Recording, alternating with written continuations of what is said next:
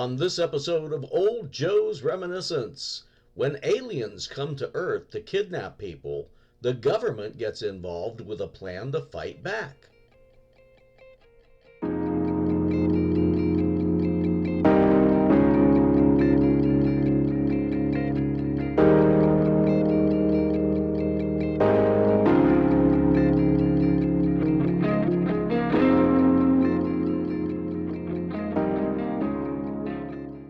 As the first live-action serial from a production company known for its use of marionettes, Gerry and Sylvia Anderson's UFO was a sci-fi gem that only lasted for a single season.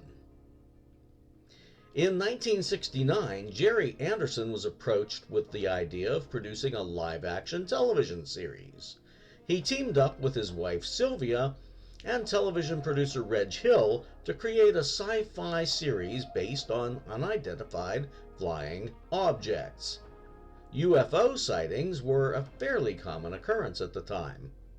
I saw one myself in 1972, but that's another story. Set in 1980, the show features a covert multinational organization formed to battle those alien beings.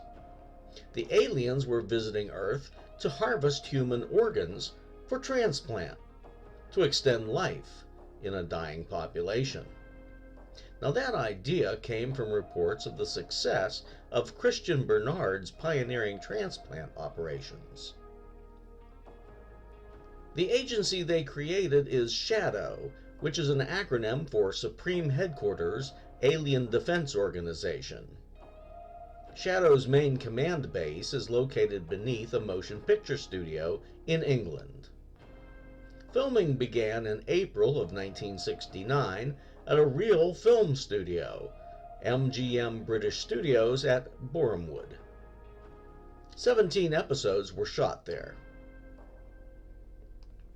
When the studio closed up at the end of 1969, there was a months-long break in filming until the production company was able to book space at Pinewood Studios at Ivor Heath, beginning in June of 1970. Filming of the final 9 episodes wrapped up that September. Because of the long break, several actors were no longer available. As an attempt to hide the blatantly AWOL personnel, the production company shuffled the episode order around to make their absence a little less obvious. Now, the show initially confused some TV programmers. They'd originally figured that it had to be a kids' show since the Andersons' previous productions had all been geared toward children, or at least a much younger audience. The show initially ran on Saturday mornings, just where you'd want to program a dramatic show about alien beings harvesting human organs. There were also references to adultery, divorce, and the recreational use of hallucinogenic drugs. Others determined that it was aimed at an older crowd, so they ran it during the afternoon, tea time. The show would eventually make its way across the pond here to the United States in 1972.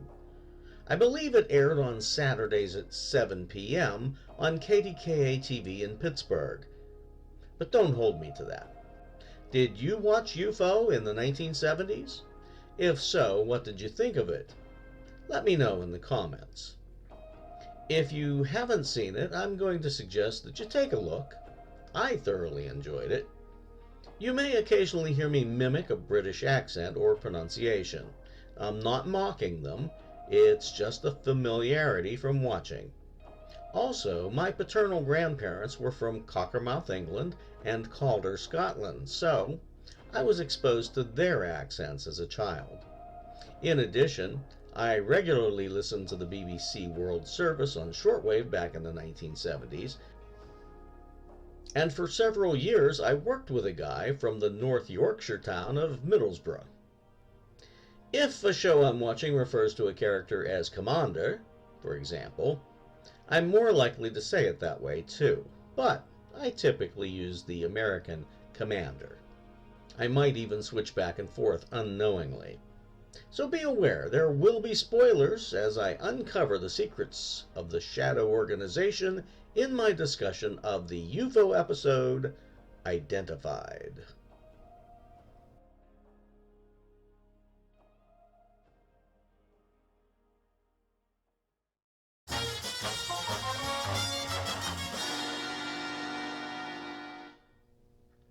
Each episode opens with a series of quick video cuts, with all aspects of S.H.A.D.O.W introduced by a printout that's created using an IBM Selectric printer with its golf ball printhead. S.H.A.D.O.W headquarters, located at Harlington Straker Film Studios, is featured first. This is backed by a rather dramatic theme written by Gerry and Sylvia's usual composer, Barry Gray. The jazzy number features a lot of brass and heavy use of the Hammond organ. It's on my phone's playlist. I can't get enough of it. The orbiting space intruder detector, better known as S.H.A.D., is next. Then the skydiver submarine with its detachable Sky 1 aircraft is introduced.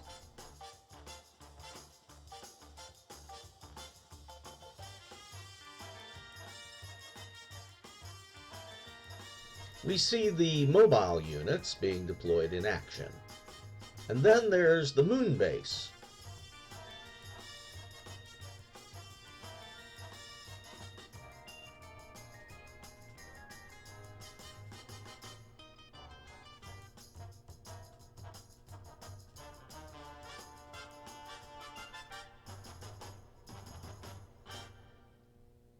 Episode 1 opens in 1970 with a man and two women spying on an odd object.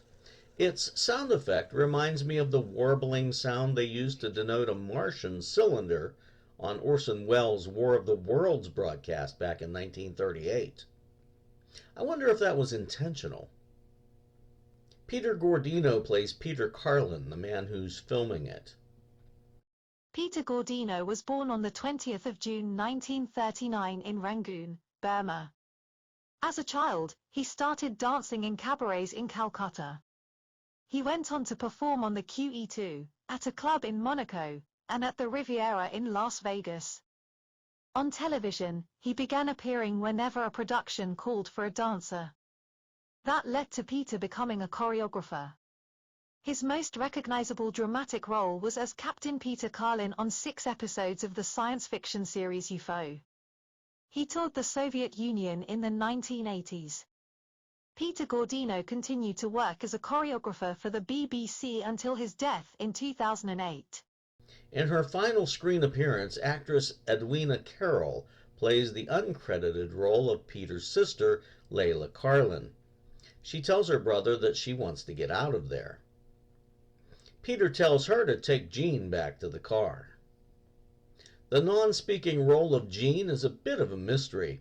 IMDb doesn't list her, and doing a Google search came up with about half a dozen different actresses.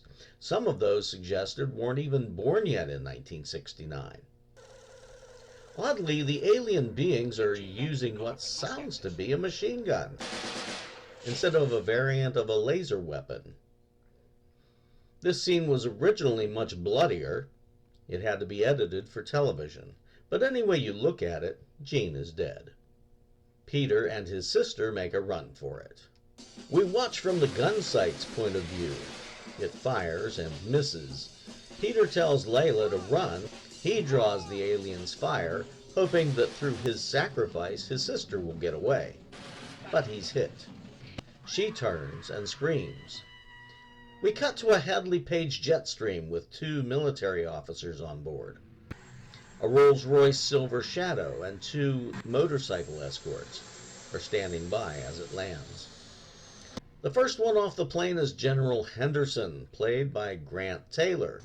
He would become a semi-regular on the show. He's followed by Colonel Ed Straker, played by Brooklyn-born Ed Bishop, a favorite of Gerry and Sylvia Anderson. The American actor known as Ed, or sometimes Edward, Bishop, was born George Victor Bishop on the 11th of June 1932 in Brooklyn, New York. He attended Peekskill High School before serving with the U.S. Army's Armed Forces radio station at St. John's, Newfoundland. He enrolled at Boston University, majoring in business administration, but he disappointed his parents and transferred to drama. With his degree in theatre arts, Bishop won a scholarship to study at the London Academy of Music and Dramatic Art, graduating in 1959. He discovered that it was easy to find work in the British theatre and film industries, but there was already an actor named George Bishop. Ed had been married briefly to Jane Thwaites in 1955, but they divorced years before he married his second wife, Hilary Preen, in 1962. Using the stage name Edward Bishop, he returned to New York to appear on Broadway in The Rehearsal in 1963, before returning to England. He jumped the pond repeatedly, during a career that bounced him between the US and England, where he lived with his wife and children. He was a favorite of Gerry and Sylvia Anderson, who used him in many of their productions, most notably as the lead of their 1970 series, UFO. Ed had a blonde wig from the production of UFO that he took to sci-fi conventions after retiring with his third wife, Jane Skinner. The colonel has an attaché case chained to his wrist. They climb into a Rolls with a cabinet minister played by Basil Dignam. I'm not sure of that pronunciation, though. With their sirens blaring, the escorts and the Rolls-Royce take off toward their rendezvous with the British Prime Minister. The general introduces Colonel Straker, and he prompts the colonel to share his secret documents. Straker disarms the explosive mechanism of his attaché case, and he hands a file to the cabinet minister. One of the motorcyclists, played by stuntman Jack Silk, notices something in the sky, and he phones it in. Straker quickly locks the file up as a precaution. They're being fired upon, and Jack Silk's motorcycle goes down. The uncredited escort motorcyclist continues on. A UFO seems determined to stop their Rolls-Royce. The silver shadow crashes through a rock wall. Colonel Straker is thrown clear before the Rolls rolls, and it explodes.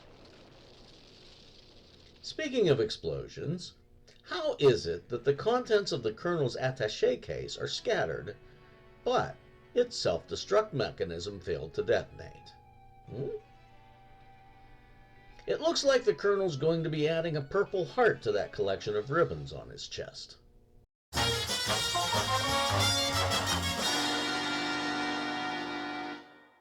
We jump ahead to 1980. We're at the Harlington Straker Film Studios. The segment opens with a gratuitous, demeaning, sexist, following a girl in a mini dress butt shot. It most certainly excited my teenage and adult hormones. A studio executive in 1980, Ed Straker shows up in a car originally designed for the film Doppelgänger. In his outer office, Ed gets a morning report from his secretary, Miss Eland, played by Norma Rowland, in a recurring role. The pages Ed's looking at all appear to be blank. Miss Eland's pad, too. A "Do Not Enter" sign lights up above Ed's door. The secretary goes about her work, typing from her notes. She reaches for a pen, and a hand covers hers. Somebody call HR, because it's George Sewell as Colonel Alec Freeman. British actor George Sewell was born in East London on the 31st of August 1924. He quit school at age 14 and he went to work for a printer, and later repaired bomb-damaged houses. When he was old enough, Sewell trained with the Royal Air Force, but he was too late to see action in the Second World War. He joined the Merchant Navy, working in the engine rooms of the Cunard Line's transatlantic ships RMS Queen Mary and RMS Queen Elizabeth. He held other odd jobs until 1959, when a chance meeting in a pub prompted the 35-year-old to pursue an acting career. He started acting in a theatre workshop and moved up until he was eventually starring on Broadway. His rough face led to George being cast as villains and gritty law enforcement, as in the 1969 sci-fi thriller, Journey to the Far Side of the Sun. That role led to his being cast as Colonel Alec Freeman in Gerry and Sylvia Anderson's 1970 science fiction television show, UFO. George Sewell continued acting until the year 2006, when he retired to a holiday home in the south of France. Miss Ayland picks up one of 3 pastel-colored cordless telephone handsets. Mr. Freeman to see you, sir. All right, Mr. Freeman. If the girl in reception calls me Alec, So? well, doesn't that inflame you with jealousy? Obviously it doesn't.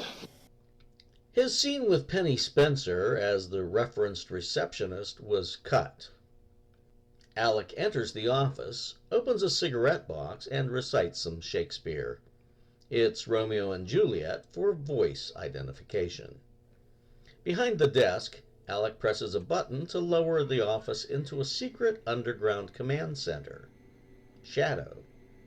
Not my dog Shadow, but the Supreme Headquarters Alien Defense Organization. Alec is met at the door by an uncredited S.H.A.D.O.W. operative played by the stunning 21-year-old Luisa Rabiotti.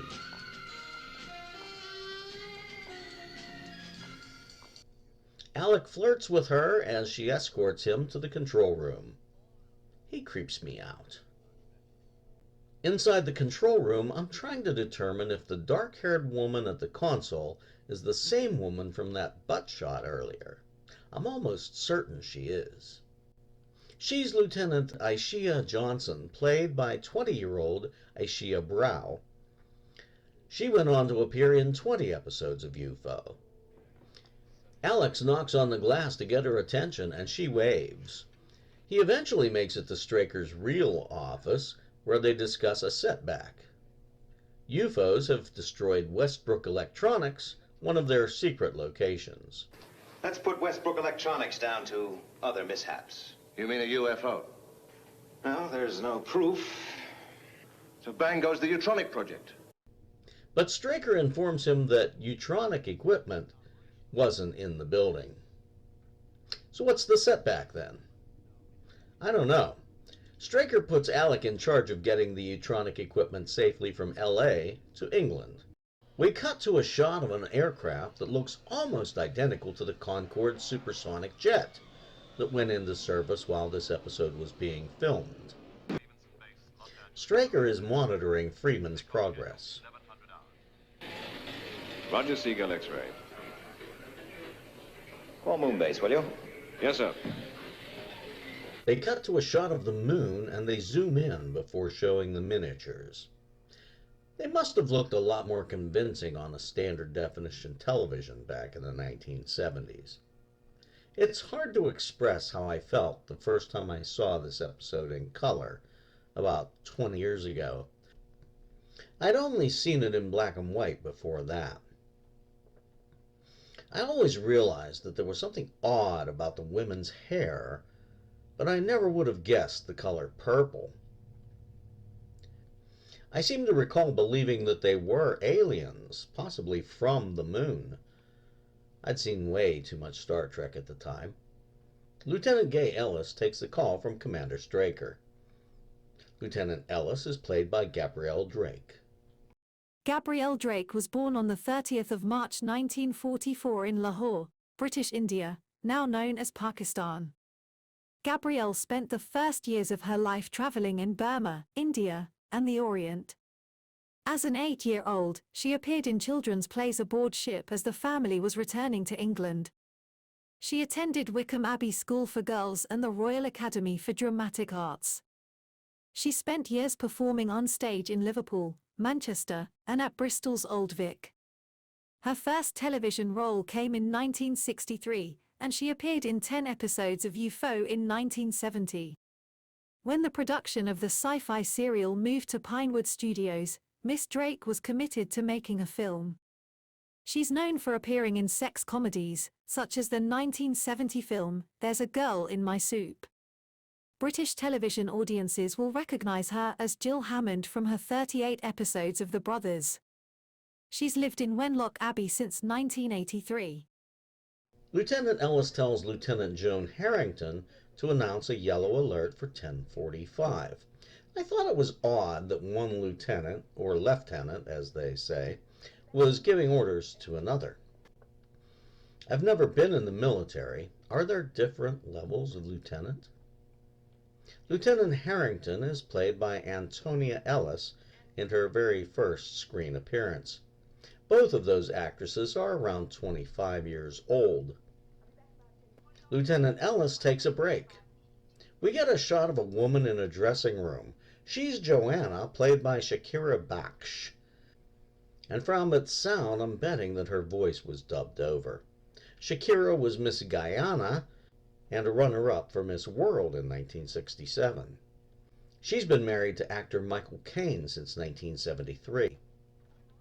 The guy who appears to be a peeping Tom, before it's revealed to be a one-way mirror, is Captain Lou Waterman, played by Australian Gary Myers. He appears in 10 episodes. While Lieutenant Ellis does a little strip tease to arouse the male audience, a UFO is inbound. After some more titillating shots, Lieutenant Ellis relaxes in a lounge with some of the other Moonbase personnel. Ken is played by Michael Mundell. Lieutenant Mark Bradley, played by Harry Baird, asks if she thinks the alert is real. British actor Harry Baird was born on the 12th of May 1931 in Georgetown, British Guiana, in the West Indies. He grew up and attended school in Canada before moving to Britain in his late teens. Harry had an interest in the cinema from an early age. He got his first film role as a boxer called Jamaica in the 1955 film A Kid for Two Farthings. On television, Baird appeared as the character Atimbu in 11 episodes of the 1958 series White Hunter. He's best known for his role as the bus driver in the final scene of the 1969 film The Italian Job, starring his friend Michael Caine.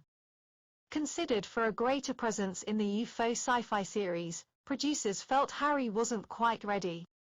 Harry Baird retired from acting in 1975 after glaucoma left him blind. Back at Shadow HQ, Ed Straker's pacing the floor. We're then introduced to Skydiver, a combination of submarine and jet aircraft. It's more stealthy than an aircraft carrier, I guess. Sylvia Anderson designed the futuristic costumes on UFO. Was she on drugs? I never understood the mesh shirts, especially on the female crew members, like Lieutenant Sylvia Howell, played by 19-year-old Georgina Moon. She would appear in 8 episodes. Then we meet the captain of Skydiver. It appears that Peter Carlin has survived his ordeal of being shot by aliens 10 years earlier. He has a photo of his sister Layla on the wall beside his bunk. He's looking at a page in a book when a crewman informs him of the yellow alert at 10:45. He acknowledges the message and he puts the book down. In a masterful cut, a similar book is dropped onto Straker's desk. That page has writing on it. I guess they never imagined that someone, sometime in the future, would examine this video frame by frame when it was filmed back in 1969. That's a list of mostly Hispanic names in some fancy handwriting style. Straker shows it to Lieutenant Keith Ford. Ford is played by Keith Alexander. He used the name Keith Buckley when he was acting in his native Australia.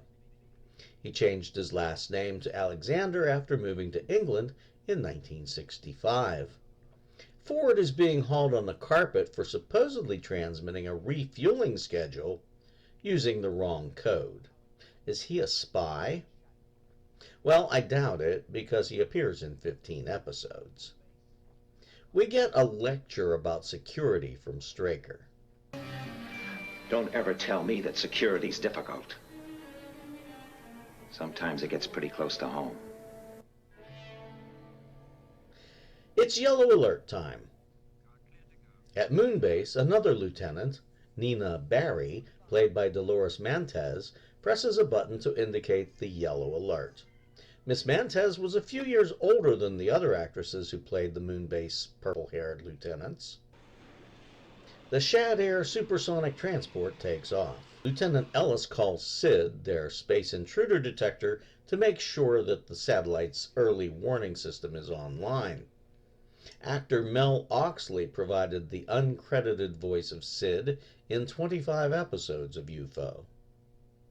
Everything is going according to plan.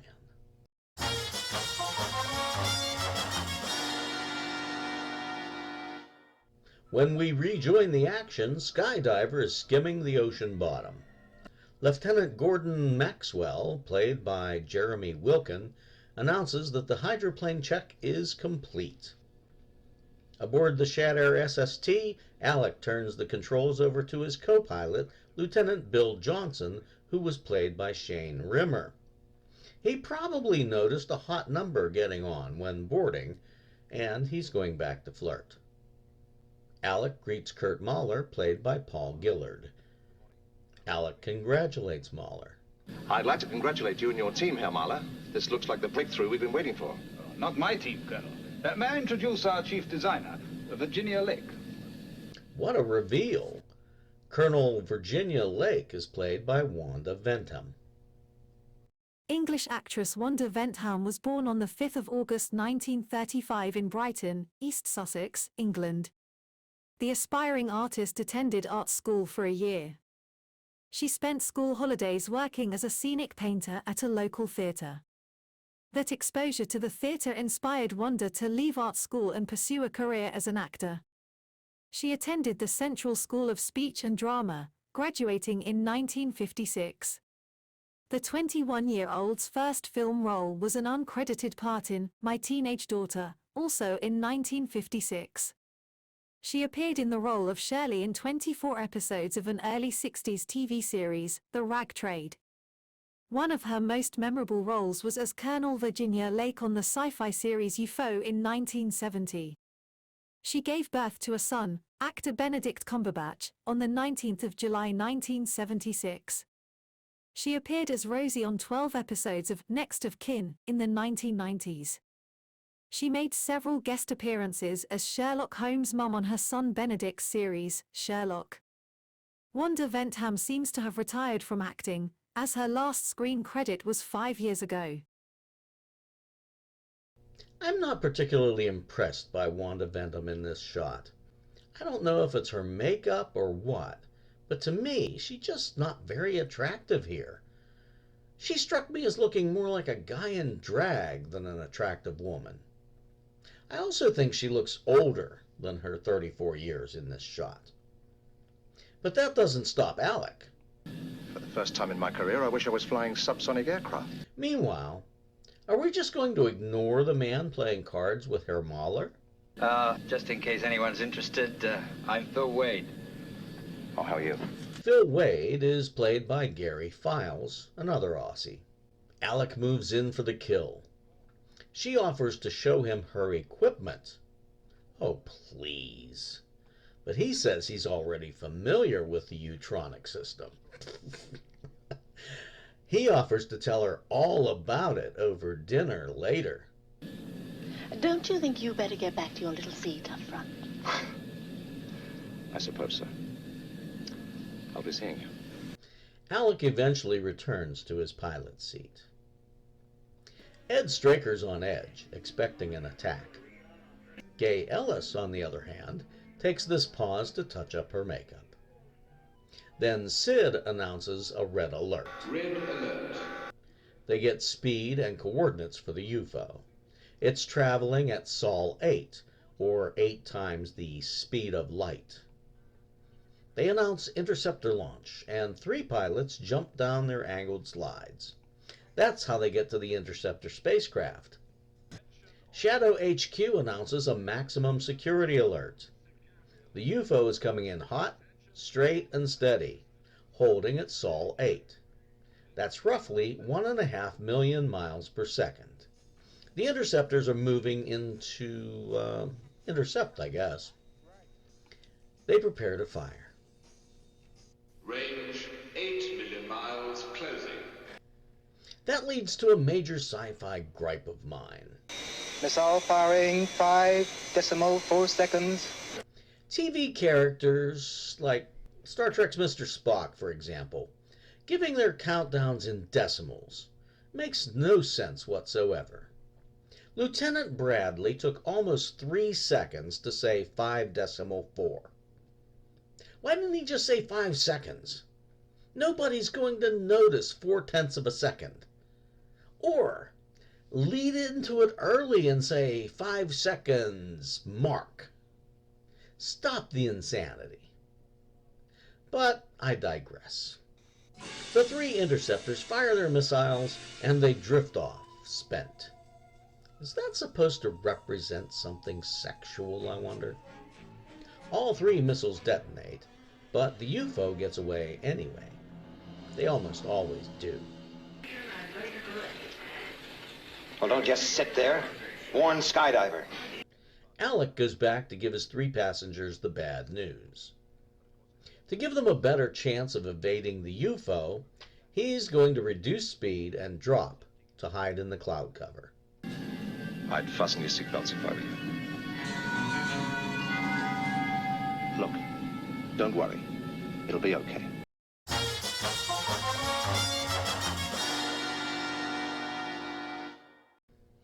After the break, we're back at S.H.A.D.O. HQ. They certainly have a lot of tape transports there. They're tracking the UFO on radar, traveling at a reduced speed of Mach 5, or Mach 5. It's kind of funny how whenever we say ah, as in Mach, Brits say ah, as in Mac. But if we say ah, as in cast, they say ah, as in cost. I just find it funny. It's up to skydiver now. Captain Carlin puts his helmet on, and he jumps into a slide. Skydiver takes a bow-up attitude, and Sky 1 launches. Peter reports into Shadow Control when he's airborne. Shadow Control from Sky 1, airborne. The SST reconfigures with its nose down, and it flies about as low and slow as it can, trying to hide from the aliens. These clouds give about as much cover as a G-string on a belly dancer. Sky 1 is right above them at 20,000. I'm guessing that's feet, since it's the international standard for aviation. 20,000 meters seems too high anyway. He reports sighting a UFO. Alec has the SST turn into the clouds for cover. Peter sees the UFO heading straight for the SST, so he dives to close on the enemy craft. He fires, and I'm surprised he didn't hit the SST with that wide of a miss. He informs Alec that the UFO has entered the cloud layer. He suggests that they keep a sharp lookout. Alec and Lieutenant Johnson just kind of look at each other. Then after a while they do start glancing around out to the left and right. The UFO takes a shot at them. Peter continues searching the clouds. He sees the UFO and turns to pursue. He takes another shot, and this time he hits the UFO. It starts spewing orange smoke and losing altitude. Sky 1 to Shadow Control. Reporting direct hit on UFO. It's gonna crash into the sea. Good shooting, Sky 1. Peter follows the UFO down as it crashes into the ocean. He reports that it's breaking up. And there's a body. Please confirm. Did you say body? Yes, it's a body.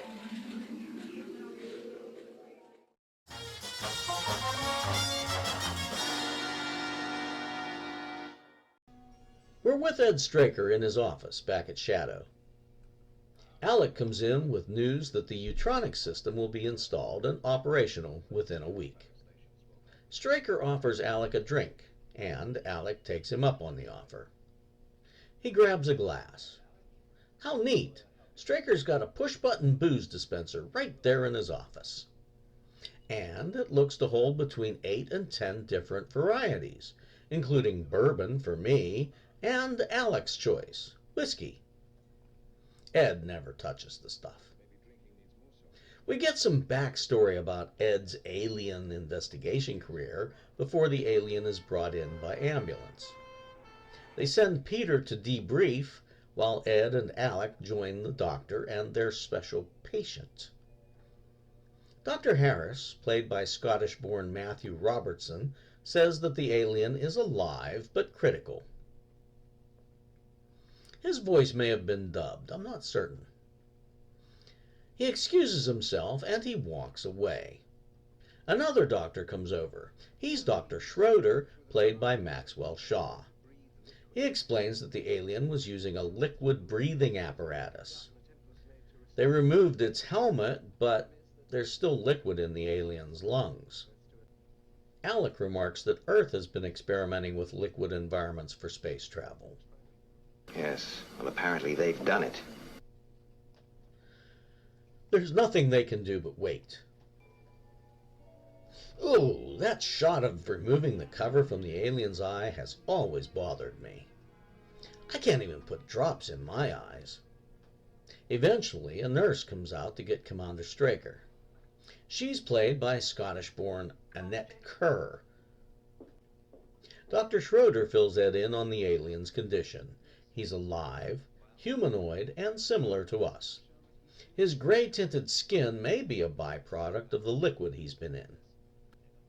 Dr. Harris says their computer readout shows that the alien has had multiple transplants. Later, Ed tells Alec that he's certain that the aliens are coming to Earth to steal human organs. Alec isn't quite convinced. The doctors aren't certain. No, not yet. But I'm willing to bet that our proof lies at the end of that corridor. The alien, played by Guito Santana, starts to hallucinate. That unnamed nurse, played by Annette Kerr, who was in Doppelgänger, comes in. The camera zooms in on her shocked face as she seems to be frozen in terror. When she comes out of it, she calls for Dr. Schroeder. After some more trippy visuals, we fade to the nurse later. The doctors are operating again, while Ed and Alec wait behind the glass. The nurse crosses to a telemetry scope, where the camera lingers and the nurse's reflection is visible on the screen. We can all anticipate what happens next. The alien's pulse becomes irregular, and then it stops altogether. I'm afraid he's dead.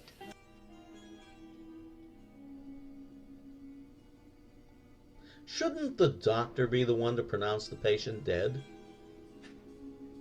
Ed enters the OR. Why does Dr. Schroeder appear to be grinning here? Nobody says anything. Ed looks at the alien. Guito Santana did a pretty good job of trying to hold still for an extended close-up, but there's a little bit of movement, breathing. They probably should have used a still image there. Then Ed pulls the sheet up over the alien's face. That's another thing I'd have expected a doctor to do. I know it's only television, but it still bugs me. Then they do the typical TV trope. Commander Straker asks how long the autopsy will take. When Dr. Schroeder answers 48 hours, Straker demands that it be done in half that time. Not the details. Just what really matters.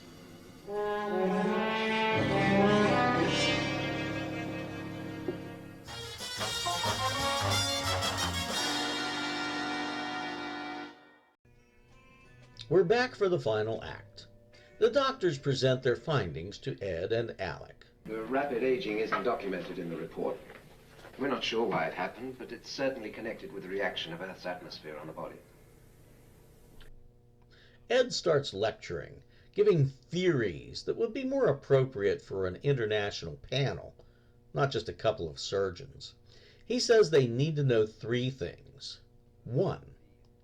Where do they come from?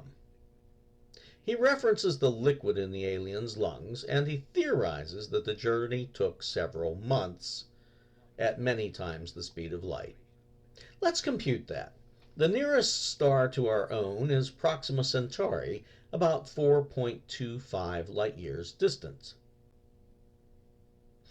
If the UFO maintained its Sol 8 speed the whole way, the journey would last just over 6 months. So that works out. 2. Who are they? They're highly intelligent, with advanced technology, but the report seems to show a desperate dying race. But by using drugs and advanced transplant techniques, they could have found a way to stop the natural aging process. That leaves question 3. Why do they come? The report's tissue analysis shows that the aliens' transplanted heart was from an Earth human. They're coming here to find the organs they need for their transplants. Imagine a dying planet in some distant corner of the universe. Its natural resources exhausted. Its inhabitants sterile. Doomed to extinction. Situation we may one day find ourselves in, gentlemen. Later on, Straker is given a detailed tissue analysis of the alien's human heart. Straker has a meeting with Captain Peter Carlin. He informs Peter that there's no longer any doubt that his sister is dead. She's been listed as missing for 10 years. When Peter asks what happened, Straker says he doesn't think he'd want to know the details. Then Peter says he'd like to know. Straker tells him the truth. His sister was last seen in the vicinity of a UFO incident 10 years ago. He knows that he was there. The body of the alien Peter shot down has undergone intense examination. The heart was a transplant. The donor was Leela Carlin. Now the question is, what's he going to tell his parents? I don't know. Bob Raymond plays Mr. Carlin. There's no listing for the crying Mrs. Carlin. They can never know the truth, but after 10 years, they finally have closure.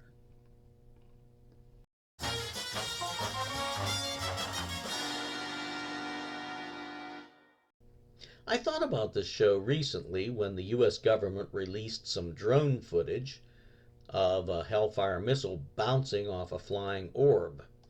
The way the orb gyrated a bit after being struck reminded me of the scene of UFO being hit in this series. My biggest problem with the plot in this series is time and distance. The aliens are so far away that they have to spend months in space at 8 times the speed of light. That being said, how can the aliens react so quickly to the announcement of an air transport? Speaking of that SST, this is the only time that both Alec and Virginia Lake appear together in the series. Maybe she got a barrister to put out a restraining order against him.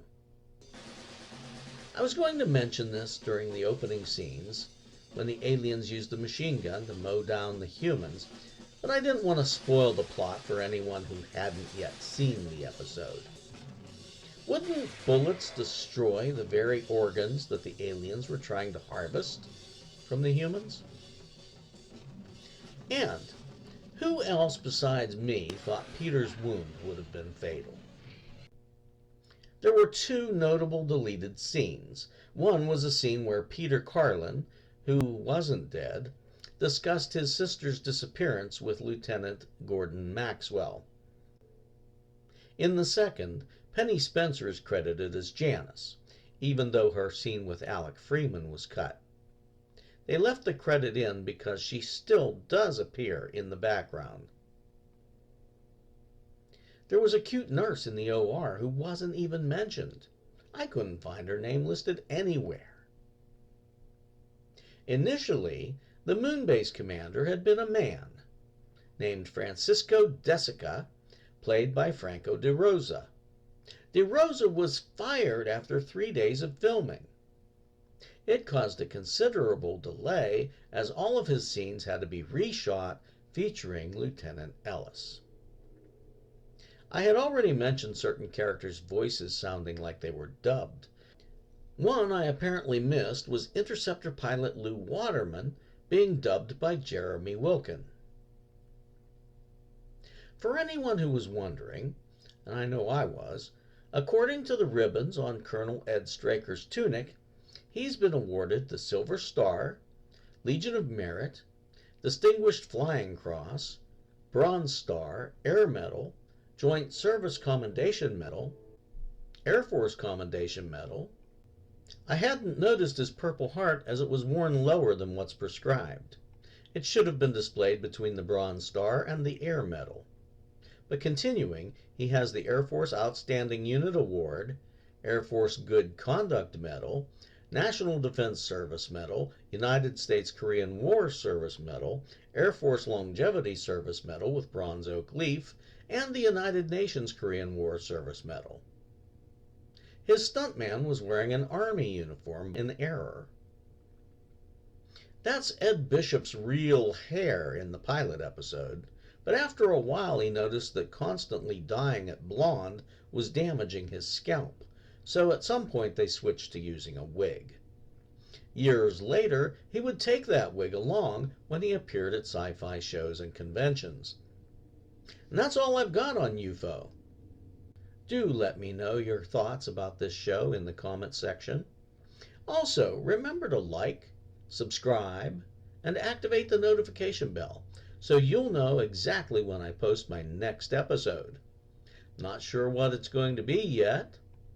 I'm down to just a few dozen views per episode now, so it hardly seems worth it to continue. My next logical direction would be to continue with Space 1999. There was so much sci-fi in the 1970s. Silent Running, Logan's Run, Beady Beady Beady Buck Rogers, Battlestar Galactica, Close Encounters. Or I could continue episode by episode through UFO, if the number of views for this video warrant that kind of commitment. I'm just not sure what to do from here. I hate to pull the plug on the channel after I just got a new microphone set up, which malfunctioned for this one for some reason. I'll have to troubleshoot that. But whatever I do, check back for my next episode of Old Joe's Reminiscence.